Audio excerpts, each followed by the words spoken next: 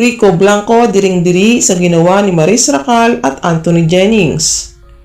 Usap-usapan ngayon sa publiko sina Maris Racal at Anthony Jennings matapos isiwalat ng ex-girlfriend ni Anthony na si Jam Villanueva ang screenshot kung saan nakapoloob dito ang mga pinag-usapan ng mga ito tungkol sa kalandian at hinihinalang ginawa kababalaghan ng mga ito. Ayon sa source, si Maris umano ang dahilan kung bakit naghiwalay sina Anthony at Jam noon.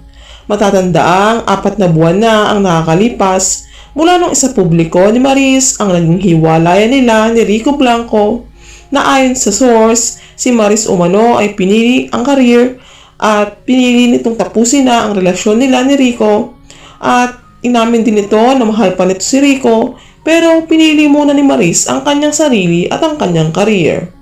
Ayon sa ilan, palusot lamang umano ito ni Maris para pagtakpan ang pakikipag-chat nito sa ibang lalaki matapos nga ang naging pagsisiwalat ni Maris noon. Dito pumasok ang pangalan ni Anthony kung saan palagi na umano nakikita ang kasama nito si Maris Racal.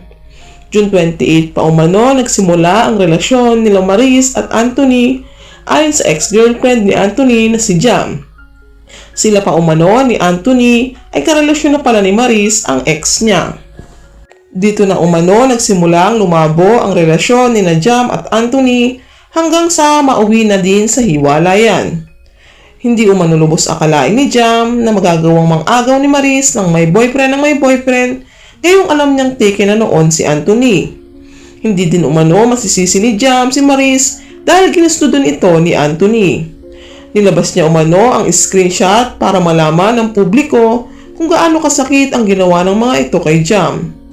Samantala, ayon naman sa ex-boyfriend ni Maris na si Rico Blanco, bago pa umano sila magpasya ni Maris na maghiwalay na lamang, ramdam na umano ni Rico na may iba na kay Maris. Nagbago na ito, hindi na ito katulad ng dati.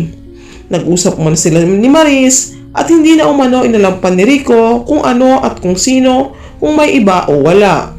Bilang lalaki, alam at ramdam umano ni Rico kaya mas pinili na lamang umano niya na palayain na lamang si Maris Racal. Ginusto at pinili umano ni Maris ang nangyayari sa kanya ngayon. Sana lamang umano ay maging masaya si Maris sa ginawa niyang ito.